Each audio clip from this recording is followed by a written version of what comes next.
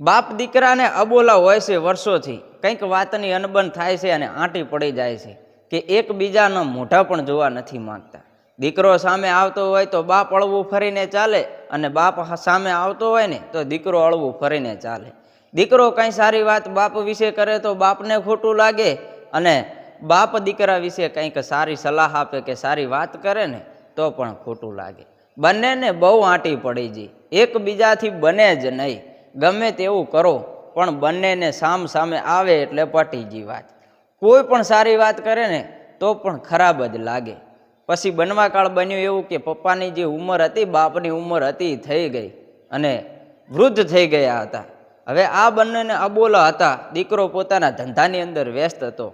એક વખત અચાનક ફોન આવે છે અને દીકરાને ઘરેથી કહે છે કે તારા પપ્પાની તબિયત સારી નથી, એ હોસ્પિટલની અંદર છે, નથી બોલતા, નથી ખાતા કે નથી પીતા, બસ હવે અંતિમ શ્વાસ લઈ રહ્યા છે.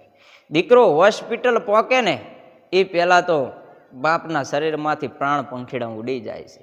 ત્યારે દીકરો બાપને ગળે લગાવી અને ધ્રુસકે ને ધ્રુસકે રડવા લાગે છે અને પોતાનો પસ્તાવો કરે છે કે આજ સુધી અમે બોલી ના શક્યા, અને આજે અંતિમ સમયે પણ હું મારા બાપને બોલાવી ના શક્યો કે એ મને ના બોલાવી શક્યા, અને છેલ્લે એમની ગળે લગાવી અને રડતો જ રહ્યો, પોતાનો પસ્તાવો કરતો રહ્યો.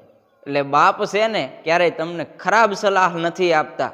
ક્યારેક સલાહ આપતા હોય ને તો તમારા સારા માટે આપતા હોય છે. શાંતિપૂર્વક સાંભળી લેવું, કારણ કે ભગવાન તમને સુખ અને દુઃખ બંને વસ્તુ આપે છે, પણ મા બાપ છે ને એ ક્યારેય તમારા સંતાનોને દુઃખ નથી આપતા. એ તો હંમેશા એવો જ વિચારે છે કે મારા બાળકો, મારા સંતાનો છે ને એ હંમેશા સુખી રહે. એ સૂકો રોટલો ખાશે પણ ગરમ ગરમ રોટલી તમને ખવડાવશે.